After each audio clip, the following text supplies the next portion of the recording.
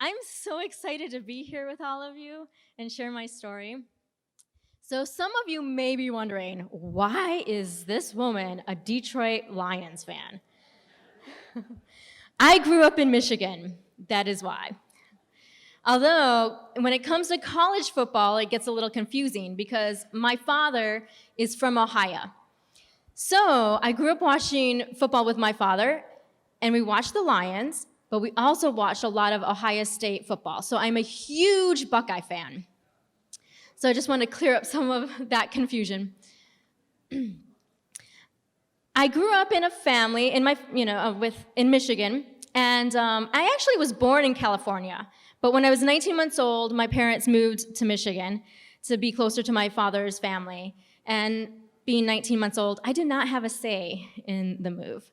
But I don't believe my body ever adjusted to winter weather. So when I had the chance to move to Los Angeles, I took it. So I love being here and experiencing California winters as opposed to Michigan winters. My parents were not always practicing Catholic when they first got married. It wasn't until a few years after my siblings, 2 of us, were born, and a friend reached out to them, and they got really, really involved in the church and learning about the church, and they became really passionate. And so my dad really wanted to catechize us, and he would do that around the kitchen table. And I'm going to be honest, there were a lot of times where we were not really interested in what he was saying. And we'd look like we were taking a nap or rolling our eyes. But a lot of what he did say stuck with us. And I just want to encourage any of you parents out there that if you're trying to share the faith with your children or grandchildren and it seems like they're not listening, have faith, because even if they aren't listening, it will stay with them. And just pray for them, because your prayers go a long, long way. I remember when I was really young, I had a nightmare, and my mom came to my bedroom, and she was rocking me in her arms and consoling me because I was terrified from this nightmare.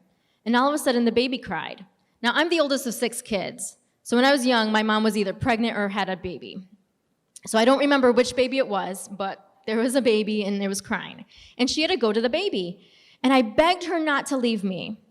And my mom said, I'm going, but you have a heavenly mother, our blessed mother, who is here with you. And anytime you call on her, she will be there for you, and she will rock you to sleep. Just let her hold you in your arms, in her arms. And I said, okay. So my mom went to take care of the baby, and I imagined our blessed mother holding me in her arms, wrapping me in her mantle, and rocking me to sleep that night. My parents always encouraged us as well to pray Hail Marys when we thought something was going on. So, like when we heard an ambulance or a police car, or we got a phone call that someone was sick, we would stop as a family and we'd all pray a Hail Mary for that person. And that was something that really stayed with me. It got me in trouble, though, because I went to a Catholic school, and right across the street from this school was a hospital. There were a lot of sirens. And I was always stopping to pray, and I got in trouble with my teacher. And I tried to tell him, no, this is a good thing, I'm praying for these people. And he was like, well, that's great, but maybe you got to focus on your studies and pray one Hail Mary once a day for everyone. And I was like, oh, okay. So, you got to kind of learn those things, how to live your life and incorporate prayer through your day. But that stayed with me as well. And it ended up becoming life-changing for me. When I was 14 years old, I had just started high school, and I was so excited. I joined the swim team. I was thrilled at making a bunch of new friends. I was loving going to swim practice and hanging out with the swim team. I joined youth group, and I loved hanging out with my new friends at youth group. It seemed like it was going to be an amazing year, an amazing high school experience. And all of that changed. One morning in November, I was walking to my way to the school bus, and all of a sudden, a man came running up behind me, and he attacked me and pulled me into a wooded lot right next to the sidewalk where I was walking. He had his hand over my mouth, and he began to try to rape me. As he was doing this, I started screaming the Hail Mary at the top of my lungs over and over and over again, even though I knew no one could hear me. All of a sudden, while he was trying to rape me, he looked up above my head, and his face looked terrified. He stopped, he jumped up, and he ran away. I stood up, and I started screaming for help, and as I was doing that, I turned around to see what this man saw that was so scary, and I saw nothing. The kids at the school bus heard me screaming, and so they came running, and we went to a neighbor's home and called the police. The police went out there. A woman had come out. She didn't see anything. I truly believe to this day that that man saw something spiritual. I don't know what it is or who it was. Maybe it was our Blessed Mother. Maybe it was Saint Michael the Archangel. Maybe it was my guardian angel. Or maybe it was all three. But I truly believe that he saw something that scared him away. I was incredibly grateful to survive this attack and to come, for the most part, unharmed. But something changed in me that morning. I suddenly felt shame. I felt guilt. I felt usable. I felt worthless. And I became depressed because I couldn't believe that God would love me and allow something like this to happen. I really struggled in recognizing my dignity. And I became so depressed. I was having nightmares at night. I couldn't sleep at night. I found out that this man who attacked me was a serial rapist and killer. And he'd been going around all the area high schools attacking young women. And I was the only young woman he attacked that he didn't rape and didn't kill. I was so angry at him, not just for what he did to me, but because he destroyed these young women. He destroyed families. I became very, very angry, and it ended up consuming me. I don't know if you've heard the saying, hurt people, hurt people. That was me. I was hurting, I was so angry, and I started taking that out on everyone around me, my family and my friends, my teachers. I couldn't sleep at night because of the nightmares, and so I would sleep during my classes, and I started skipping school. I was so miserable. I didn't want to leave my house most of the time. There were times when I experienced a lot of embarrassing moments from the trauma. One time we were hanging out at a friend's house, and I felt comfortable, and I was so tired. We were watching a movie, and I fell asleep. One of my friends went to wake me up, and I started screaming at the top of my lungs because I felt like I was going to be attacked, or I didn't understand, what was happening. And they got really scared and embarrassed, and I was embarrassed. And most of them didn't know what happened. I didn't tell anyone. There was a news article about it in the newspaper. It was on the TV, but they never said my name. I felt like everyone knew, though, that it was me. I know my parents had asked some people for prayers for me, but I knew that a lot of my friends didn't know, and I didn't want them to know. And so these embarrassing things kept happening, and I didn't know how to explain it to them. And even my friends who did know, they didn't know what to say. They didn't know how to respond. There were times when I didn't want to talk about it at all, but then there were times when it was all I could talk about. And those friends closest to me didn't know how to respond to it, and there were times they were like, maybe we shouldn't be talking about this, or they felt uneasy, and it was a hard time.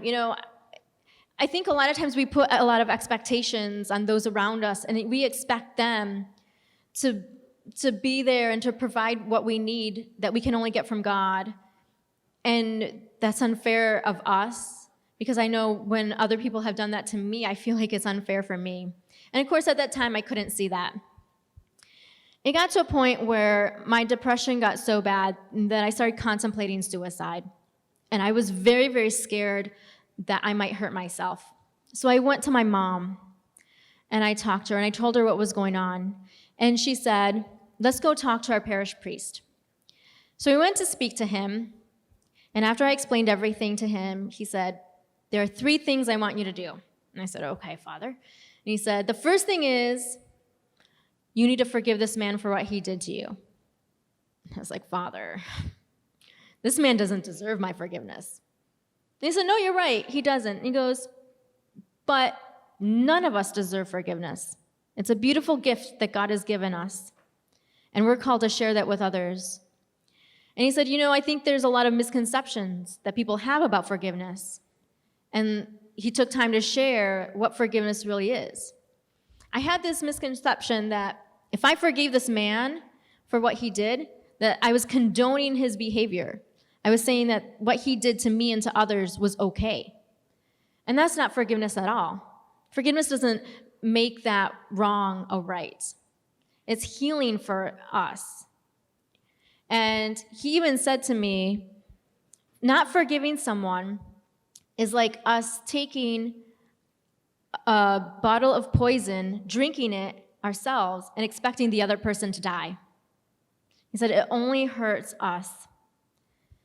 So I said, okay, like, how do I do this? I don't even know how to forgive. I don't even know where to begin. And he said, well, I want you to start by every morning when you wake up, I want you to say the words out loud.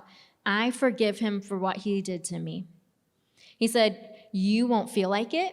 You may not believe those words, and that's okay. But start there. And the more you say it, and the more you spend time asking for healing, the more that you will get there, and you will truly believe those words, and you will truly forgive. So I said, okay, Father, I'll do that. He said, the second thing I want you to do is I want you to pray for him every day. And I was like, whoa, now you're getting too far. You want me to pray for him? And he said, yes. He said, this doesn't condone his behavior, but what a broken man to live a life doing this. He needs God. He needs love in his life.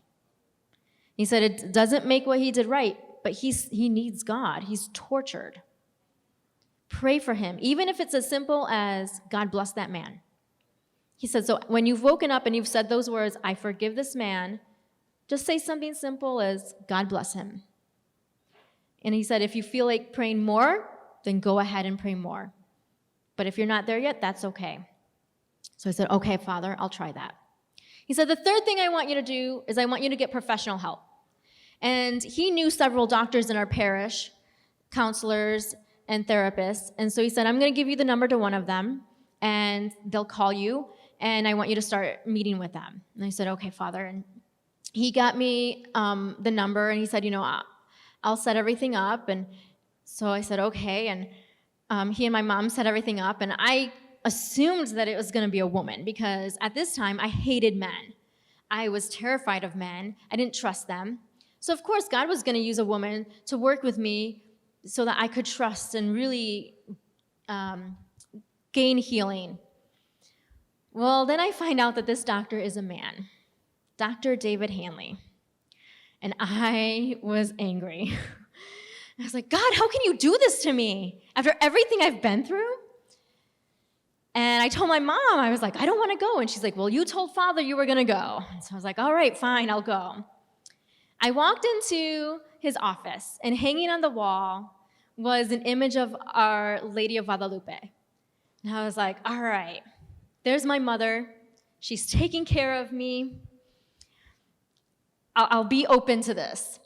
And we sat and talked, and he told me, the reason why I have Our Lady of Guadalupe is because I've dedicated my practice to her. And I was like, wow, that's beautiful. I have a huge devotion to her. I'm named after her. My middle name's Guadalupe. And so I was so excited. And, and then he goes on and says, I have a huge devotion as well to St. Therese of Lisieux. And I was like, oh my gosh, she's my confirmation saint. And so God was just giving me these little moments of just saying, see, I've got you. Trust me. So we started meeting regularly. And it was one of the hardest things I've ever done. I would leave completely exhausted because it was emotionally hard. It was so hard to go through all of the things that I was dealing with. And there was things mostly from that trauma in ninth grade, but there's also issues that I was dealing with from my childhood. And so just working through all of that was really, really hard. But little by little, I could experience healing. Now, during this time, I was also still involved with my youth group. And as a youth group, we would go to adoration. And I was encouraged to go to confession and mass regularly. And so every time I was going, I would pray and beg God to heal me. Now, I always wanted to walk into mass or walk into adoration or pray a rosary. And by the time I'm done walking out, I wanted God to strike me with a lightning bolt and boom, I'm healed. And that never happened. And I was getting so angry. Why won't you heal me already? Come on. And I remember complaining to a friend of mine and being like, I'm doing novenas, I'm praying chaplets, rosaries. I'm doing everything I can to be healed. What is taking so long? Why can't he heal me? And she said, God has the power to move mountains. But many times, God chooses to move that mountain one pebble at a time. And she said, I know that God's going to move your mountain of healing, but he's probably going to do that one pebble at a time. So she said, keep praying, keep going to mass, keep spending time in adoration, because those are pebbles moving your mountain to get to healing. And going to therapy was kind of more like a boulder moving my mountain. It was hard, it was heavy, but it was there moving that mountain. Well, I didn't like what she said, but I knew there was truth in it. So I continued to go to the sacraments. I continued to pray in mass and realizing that at the time of consecration, your prayers are so powerful. It's the most powerful time to pray. And just recognizing that that is no longer just a piece of host. It truly is Jesus Christ, body, blood, soul, and divinity. And recognizing that even if I'm not feeling it in that moment, there is healing. And so praying every time at the consecration and receiving Christ and saying, even though I don't feel it, even though I don't see a difference, I know that there is healing there. Every time, spending time in adoration before our Lord, praying for healing. I would go to confession. Now, oh my goodness, growing up, I hated confession. I still get scared for confession. I remember my dad, would make the announcement, we're all going to confession this Saturday, and so show up at this time at the van, and we're leaving, and we never missed because we were too afraid to know what would happen if we didn't show up. And but for me now, I think that's a good thing. I see a beauty in it. So we would go, and I remember trying to I'd go to the bathroom, and then so I'd be last in line, and then other people would show up, and I kind of try to be I'm acting all selfish or selfless and be oh, please go ahead of me. You can go ahead. I was kind of hoping that Father would run out of time, and say, oh, time for mass. I don't have time for any of you. And I'd be oh, too bad. Maybe next time. I was so afraid. I don't know if I had this idea that he was going to yell at me or something for my sins, but he never did. Because in that moment, that priest is Christ, in persona Christi. He's there. And it took me a while to get over my fear, but I remember hearing that St. John Paul II, who at the time was Pope John Paul II, I'm showing my age a little, but so he was Pope at that time, and I had heard that he went to confession once a week. And I was like, what? That's crazy. He's the Pope. This guy is so holy. If he's going once a week, should I be going once a week? Because I know I'm no way as holy as he is. So I thought, all right, I'm terrified of it, but I'm going to do it. I'm going to go once a week. And someone had expressed to me that you can find healing in that sacrament. So I was like, anything, any way to get to healing, I was going to do it. I was going to try. So I was like, all right, I'll go to confession. I'll do it once a week. And I started going. And it was terrifying, but I started realizing getting on my knees, being honest, And saying my sins out loud, it really was healing, even if they were the same sins again and again. And having this idea of like, all right, I'm humbling myself, and I'm saying this, and the healing of saying even, guess what? I didn't forgive this man. I still haven't.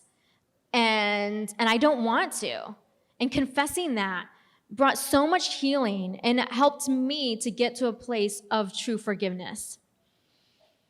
And it didn't happen overnight, and it's still an ongoing process, and I'm still going through it, but finding that healing and getting to a place of true forgiveness is actually very beautiful.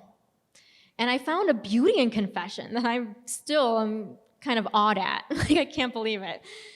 And I fell in love with the sacrament. And I think it's the most unutilized sacrament today.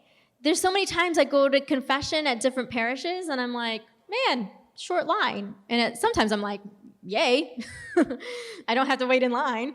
But then I think, well, how sad. There should be tons of people. This line should be around the block because I know I'm not the only sinner. Maybe I am. Maybe. But I don't think I'm the only sinner. And there's so much healing. There's so much mercy in that sacrament. There's so much love. That was a word and an experience for me that I was shocked to discover. Love in the sacrament of confession. Because it seems so judgmental, especially if you've ever seen a scene about confession in TV or movies. Oh my gosh. Like, first of all, they get it all wrong. I've never watched a scene of confession in a TV or movie that I said, oh yeah, they got that right. Always completely wrong. Yeah. But I experienced so much love from that and realizing, oh my gosh, God loves me enough to forgive me. And he wants me to do the same. So I just want to encourage all of you. There's priests here and there's confessions available. I encourage you to join me on this journey and to run to the sacraments for healing, especially confession. If you're terrified of it, go even more. Like, if you're just sitting there going, I haven't gone for most of my life, there's no way I want to get in that line, then just put that out of your mind and say, I'm going. And even if you don't feel anything, even if the priest doesn't say anything that's phenomenal, because every time I go, I don't always have this emotional experience. But I know that there's healing. I know that there is grace in those words of absolution.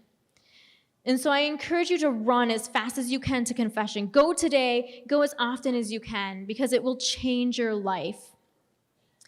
After years of doing this, it didn't happen in 1 week or a month. It took years of going to the sacraments, begging God for healing, and going to counseling, and then saying those words every morning when I woke up, I forgive this man for what he did to me, and praying for him.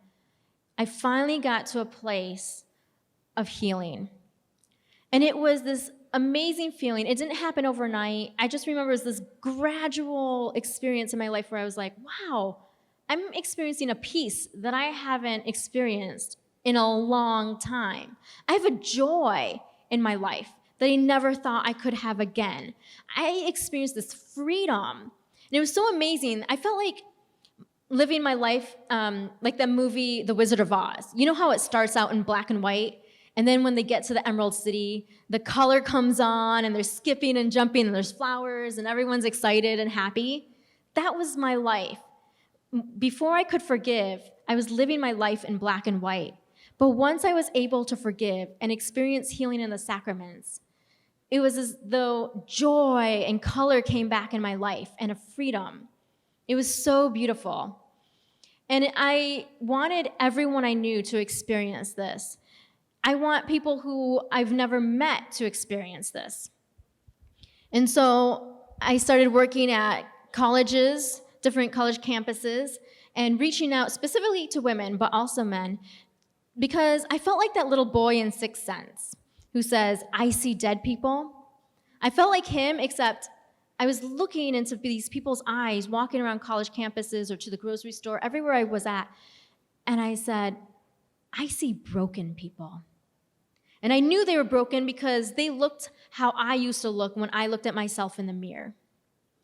And I wanted them to experience the healing that I experienced. So I started sharing my story, and I started reaching out to the people. And I ended up moving and working with all sorts of different organizations. I moved to Mexico, and after I moved to Mexico, I moved to Los Angeles. Couldn't handle another Michigan winter. I came out here, and that's when I started working for Act One, and I loved my life. And of course, it's easy to look back and romanticize certain times of your life. You know, like it seems perfect, but when you really think back to it, it wasn't. That was kind of that time then. Like, I mean, it was amazing. I made amazing friends. I loved what I was doing. My job was exciting, but it was very stressful. I was drinking 4 to 5 cups of coffee a day, full of sugar and cream. And then at night, I would have really late nights. I'd come home, and I would have some ice cream, chocolate peanut butter Haagen-Dazs, as like a stress relief. And I wondered why I couldn't sleep well at night. I was pumping my body full of sugar. Took me a while to figure that one out. Obviously, I'm a little slow at certain things. So I loved what I was doing, but it was stressful. There was a lot going on. And I remember walking around. I lived over by the Beverly Center, and it was a pretty safe neighborhood. And I remember walking around one time and being like, wow, I've worked really hard for this, and here I am. I feel independent as a woman. I can go out by myself. And I live in a city where I have friends, but I don't have any family. Like, I've done it. This is it. I'm living the life. And so, you know, like I've made it. That's how I felt. And all of a sudden, I realized that I had an experience again where all of that changed. I was walking to a friend's house to drop a pair of keys off. And he wasn't too far from where I lived, only a few blocks. And it was a very busy street on 3rd Street, along 3rd Street, and there were restaurants and a hotel, and I said hi to some of the valet guys as I was walking. And all of a sudden, out of nowhere, this young woman comes running up behind me, and my first thought is, oh no, something's wrong, she needs help. So I start to yell out, like, do you need help? And I feel my body being whirled around. And when I stop, I'm face to face with this young woman. And I realize that in one of her hands, she has one of my purse straps. The other strap was caught on my arm. And in her other hand was a gun. I'm looking at her deep into her eyes, and she yells at me and says, give me your purse or I'll shoot. I'm staring back at her, and I plead with her and say, please, I have no money, don't shoot me. She pulls my purse off of my shoulder, and she pulls the trigger with the other hand. The bullet entered my chest up here, and I was standing at an angle, so it crossed my chest. As it crossed my chest, it missed my aorta by 1 centimeter. The fragments hit both of my lungs, and they collapsed, and it tore my esophagus. It lodged itself up in my right clavicle. Later, the surgeons told me I should have dropped dead the moment the bullet hit me. He said, we don't know why you're alive. He told my parents it looked as though a hand guided the bullet around all her vital organs, which is amazing because she's so petite. Like, this isn't an easy thing to do. That night, I knew our Blessed Mother was with me once again. I was wearing this medallion of Our Lady of Guadalupe, and I know that it wasn't the medallion, it's a representation of our Blessed Mother. And she was once again with me, protecting me with her mantle. This young woman jumped into a car that was waiting for her, and they drove away down the street. My first thought was to yell for help on this busy street. So I start waving my hand, and then all of a sudden I stop and I go, wait, no, I should get the license plate number of that car she's in. So I turn around and I start running down the side street that they had just been going down, and I'm running in the middle of the road. And I start praying. And I'm like, Lord, how am I supposed to catch up to a car at a time like this? And all of a sudden, the car stalls. And I say, thank you, Jesus. Okay, so I'm still running, and I start praying again. And I'm like, Lord, how am I supposed to remember a license plate number at a time like this? I've just been shot, you know, in case you didn't know. And I get close enough to see the car and the license plate, and it was a word, and the word was shield. And I said, thank you, Jesus, I can remember that. I turn around, and I start running back to where I was, where I gun shot, and I start waving down, and there's this car sitting right there in the intersection, which is strange because it's a very busy street. She should not have been stopped, but her window was rolled down, and so I yell at her, and I say, call 911, I've just been shot. And she said, I already have. Which way did they go? And I said, that way. And she took off after them. And then all of a sudden, that's when I couldn't breathe. I'm gasping for air. I experienced extreme pain. And all these men came running to me. Valet guys that I just said hi, some of the waiters, managers at local restaurants. They'd all heard it. So they come running. Some of them sit me down, and they're coaching me and asking me questions, trying to make sure that I'm breathing and make sure that I stay conscious. Some of the other guys went chasing after the car on foot after I told them. And, I stop and I think back to that license plate shield. I think of two things. I think of the verse, thou, O Lord, art a shield about me. I also think of our Blessed Mother and her mantle and what a shield that is. And I realize that our Lord, in his mercy and grace, was with me. And so was our Blessed Mother. The ambulance came. They put me in. I'm still gasping for air, in extreme pain. I'd never experienced anything like this. And they have me, and I was only a few blocks from Cedars-Sinai. It felt like it took them 45 minutes, maybe almost 2 hours. I had no concept of time. I was in so much pain, I'm thinking, are they driving me to a different hospital? What's taking so long? But I was just in so much pain, I couldn't tell that it was only a few minutes. So they're working on my body in the ambulance, freaking out. There's no exit wounds, so they have no clue what's going on. They don't know if I'm bleeding internally. And all of a sudden, one of the paramedics takes out this pair of scissors, and he's at the edge of my jeans, at my ankle, and I realize what he's about to do. I sit up and I say, stop! You can't cut my jeans! Now, I don't know if any of you men can relate to this, but maybe some of you women can. Do any of you have that perfect pair of jeans? They're super comfortable, and they're cute. They fit you right in all the right places. When you look in the mirror and you wear them, you catch a glimpse and you're like, wow, yeah. Those were that pair of jeans. They push me back down, and they're like, ma'am, please. And I go, no, really. And I unbutton them, and I start trying to shimmy out of them. And they're like, ma'am, stop. And they cut my jeans. Yeah. And I cried.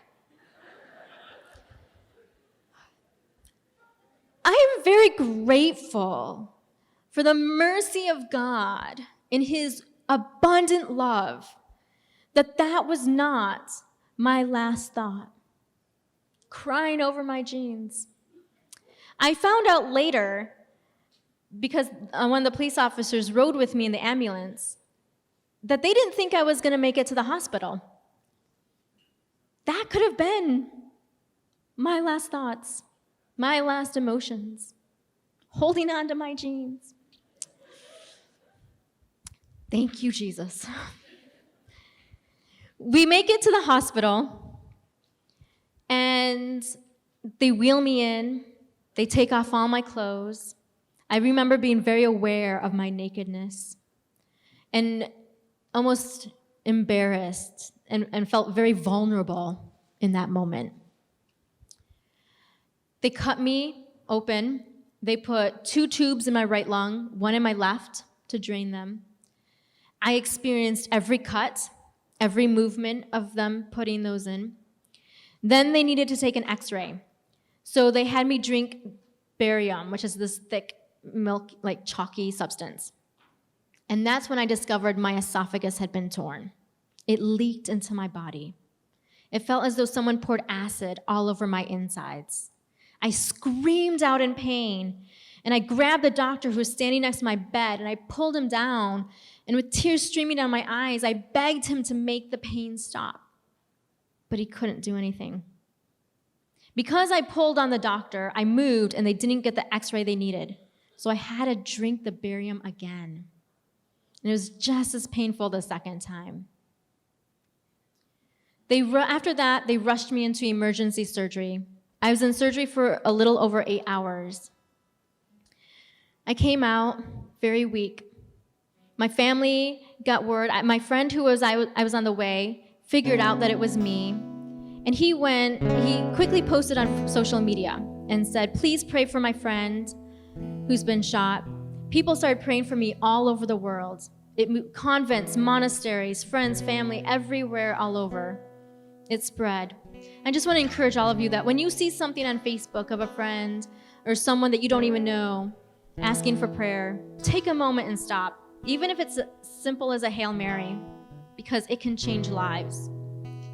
Prayer changed my life. Prayer is why I'm standing in front of you today. My family came out to visit me, and my sister had a moment with me in my hospital room. And she said, are you angry? Do you think you could ever forgive this young woman for what she did to you? And I remember, one, being aware that there were people all over the world praying for me. And so I understand there was a grace there. But also knowing that I knew what it was like to live a life without forgiveness. And I knew that I never wanted to live like that again. And so I said to her with full confidence, yes, I forgive her. And I meant that. And I even had the chance to tell her. They caught the young woman who shot me. We went to trial. She was convicted and sentenced to life in prison plus 30 years. I found out it was gang initiation, which is why I work now with the LAPD, reaching out to gang members. I stood up in court at her sentencing hearing, and I told her that I forgive her, and I pray for her every single day that she might come to know the incredible love, mercy, and forgiveness of our Lord Jesus Christ. She was not interested in what I had to say, and that was a huge lesson for me of, there are times when we're called to forgive those who don't want to be forgiven. Sometimes I've realized that some of the people that it's hardest to forgive actually are not the people who've hurt us that we don't know, but who we do know, who are supposed to love us the most, like our parents, our siblings, our friends, by some of the things they say or some of the things they don't say, the things they do or the things they don't do. Sometimes it's hardest to forgive ourselves for the way we treat ourselves, the way we talk about ourselves, the way we think about ourselves. Sometimes we need to forgive God, not really like forgive God, but our perception of who God is. Many times we think of God as we would think of our earthly father. And no matter how amazing you may have of an earthly father, he is still human and he's not perfect. Some of us may not have had fathers who've tried. You may have never met your father. He may have abandoned you. He may have hurt you. He may have physically or emotionally hurt you by the words or the way he treated you. And we think of God in that way. We have that perception. This must be who God is. And we have to forgive our perception of that because it's not. God is all loving. He is all good. And it's easiest for us to say, then why do bad things happen to good people? Why am I suffering? Why won't God take this emotional pain from me? Why won't he take this physical pain? I know what it's like to lay in bed in pain and not be able to do anything but breathe, where every single part of your body hurts, aches. I was like that for months. Even walking, it took me a long time to learn to walk again, to be able to do anything again. It took me a long time to be able to even be in heels again. It's been a painful process. And my heart goes out to those who experience pain on a daily basis for the rest of their lives. You know, we live in a society where we want to run from any type of pain. Now, right away, I'm going to tell you, please, if you need medication, take it. But how many times don't we really need it and we still take it? The tiniest headache, We quick pop a pill. I can't fall asleep in 5 minutes, so I'm going to pop a pill for sleep. I can't do this. We get angry when we're in the drive-thru. Someone else is making your food. It can't come fast enough. We get so impatient.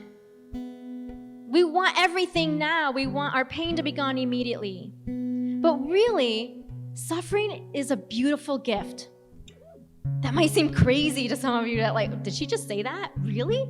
No, it's a beautiful gift for ourselves and for those around us. I think of the beauty that John Paul II gave us when he showed the world suffering in his last days. I've learned what a gift suffering is to other people, to offer it up for someone else, someone you may know or someone you may don't know. I don't know how many of you have heard that term, offer it up. And it's easy to say. You hear someone sick or you think of it to yourself, offer it up. And it becomes almost casual and kind of begrudgingly of it. I have to offer it up. But it's actually beautiful. Offering it up is a prayer, saying, I take this pain and I give it to you, Lord, and I ask that you bless someone else in their pain and suffering, whether it be emotionally, mentally, physical, or spiritual. Now, it doesn't change that pain that you have, but what it does is it gives you a grace and even a joy and a peace to be able to deal with the pain that you're dealing in that moment. I want to encourage all of you to join me on the journey, a journey of forgiveness, a journey of seeking healing in the sacraments. I encourage any one of you who've experienced any type of trauma to seek professional help. We still have the stigma of seeing someone for something emotionally or mentally, like it's wrong or, well, God will heal me from this. Well, yes, God can heal you from the flu too, but you still go see a doctor for that.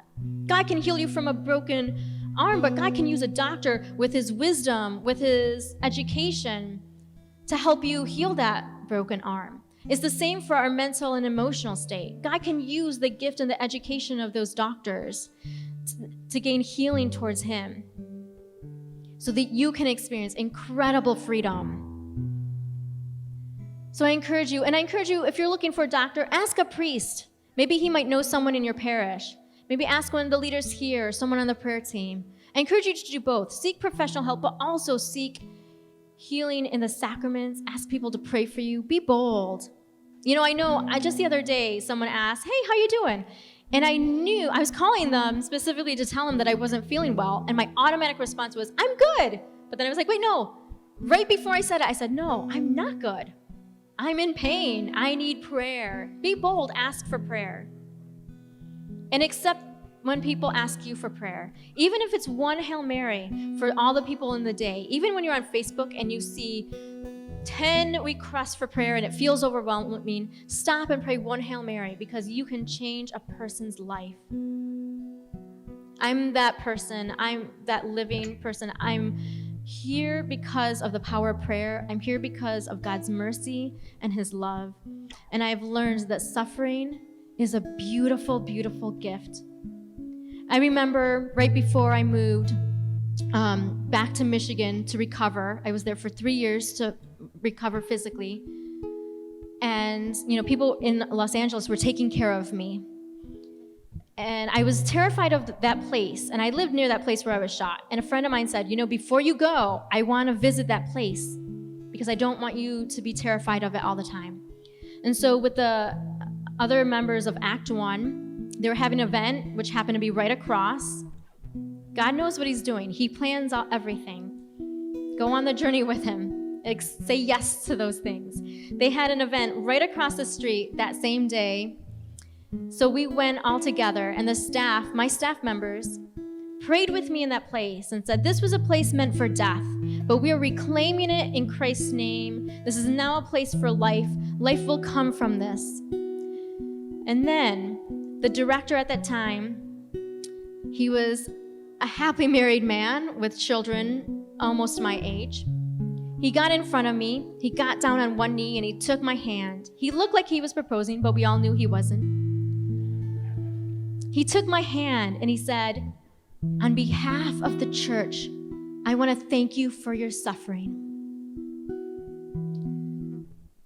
that was that moment for me when I realized what a gift it is for ourselves and for the church, that we can unite ourselves to Christ on the cross in every moment of pain. And then when we go and experience Christ right there in front of us in the sacraments, what a beautiful gift we have.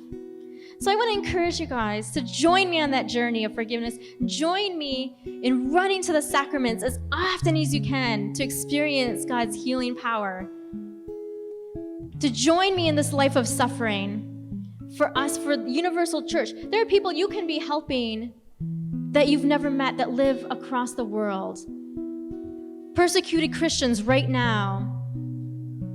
We can help them in their suffering. They can help us in our suffering. We can be there for each other. So I encourage you guys to join me in this journey. I'm going to be around today, not all the day. I think I have to leave right before Mass, but I'll be around. And so if anyone wants to talk to me one-on-one, please feel free. And please run and experience healing. Run to experience God's mercy and his love. And I want to say to each and every one of you, on behalf of the Catholic Church, thank you for your suffering. God bless you.